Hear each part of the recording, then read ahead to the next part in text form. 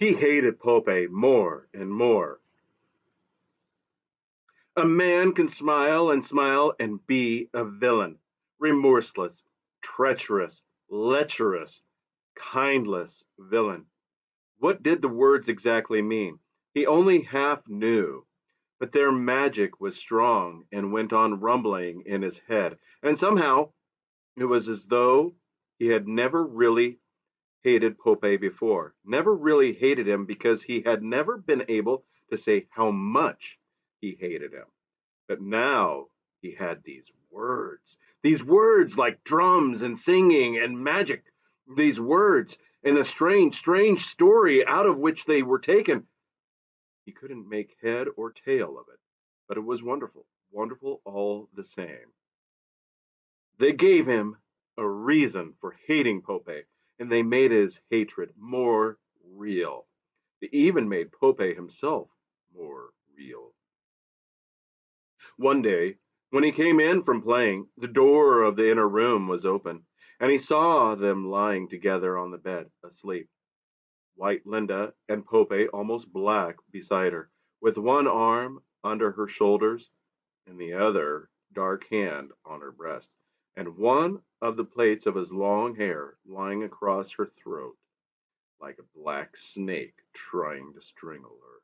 Pope's gourd and a cup were standing on the floor near the bed. Linda was snoring.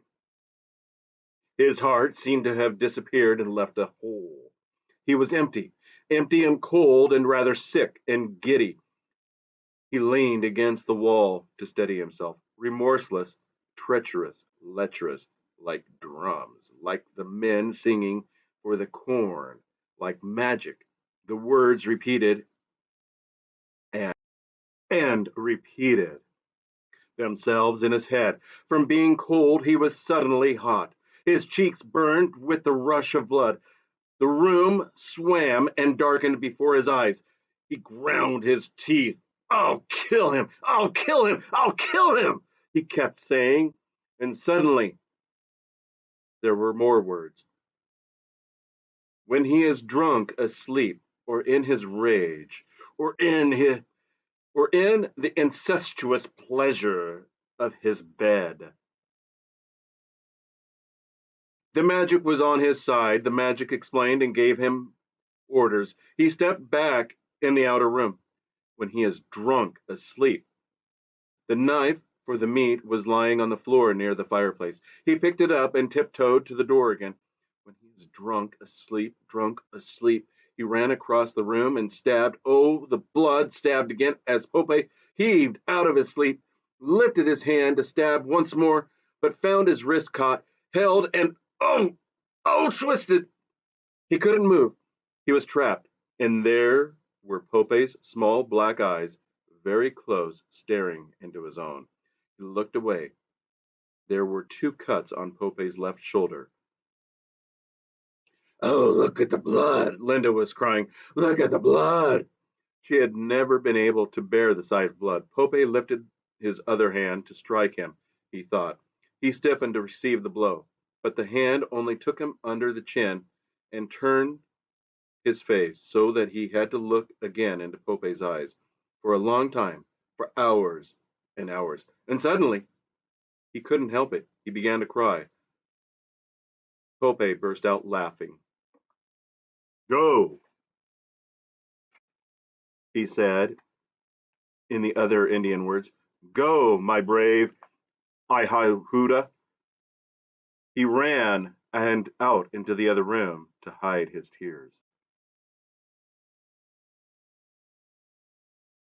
You are 15, said old Mitsima in the Indian words. Now I may teach you to work the clay.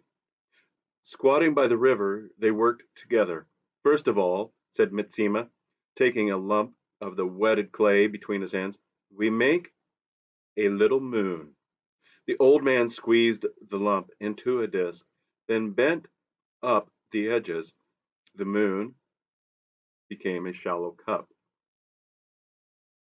Slowly and unskillfully, he imitated the old man's delicate gestures.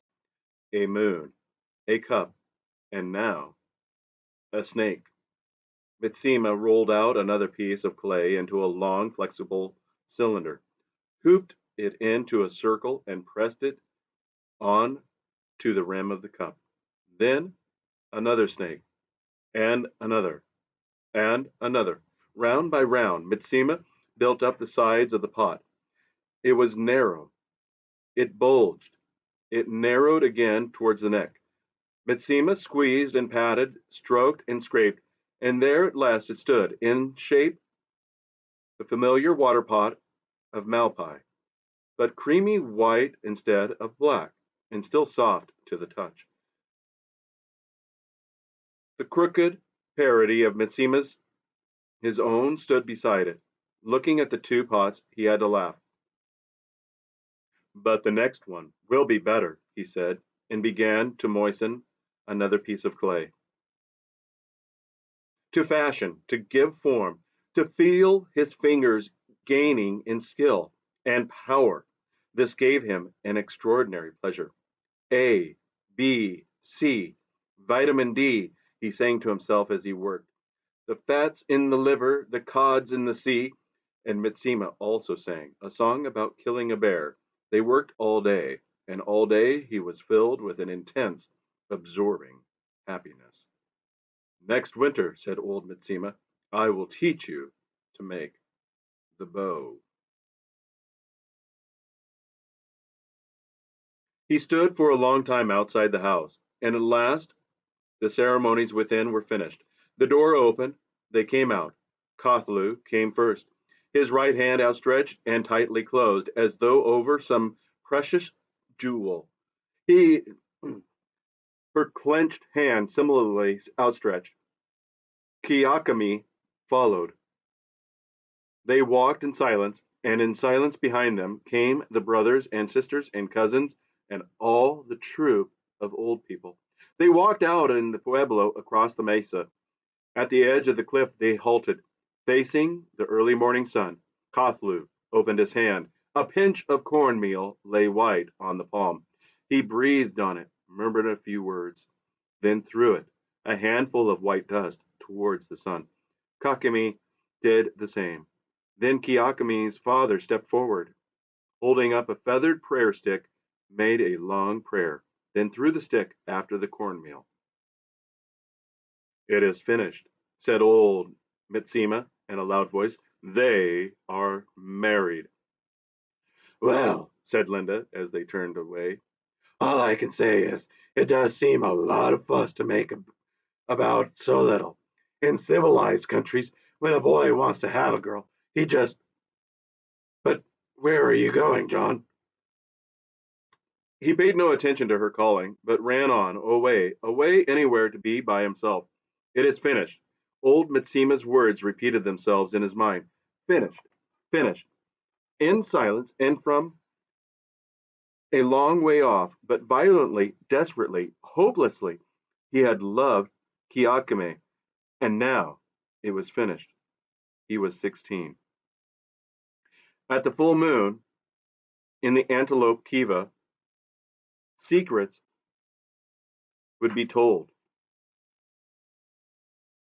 Secrets would be done and born. They would go down, boys, into the kiva and come out again, men. The boys were all afraid and at the same time impatient. And at last it was the day. The sun went down, the moon rose. He went with the others. Men were standing, dark, at the entrance to the kiva. The ladder went down into the red lighted depths. Already the leading boys had begun to climb down. Suddenly, one of the men stepped forward, caught him by the arm, pulled him out of the ranks. He broke free and dodged back into his place among the others. This time the man struck him, pulled his hair. Not for you, Whitehair. Not for the son of the she-dog, said one of the other men. The boys laughed. Go! And as he still hovered on the fringes of the group, go! The men shouted again. One of them bent down, took a stone, threw it. Go, go, go! There was a shower of stones. Bleeding, he ran away into the darkness. From the red-lit kiva came the noise of singing. The last of the boys had climbed down the ladder. He was all alone.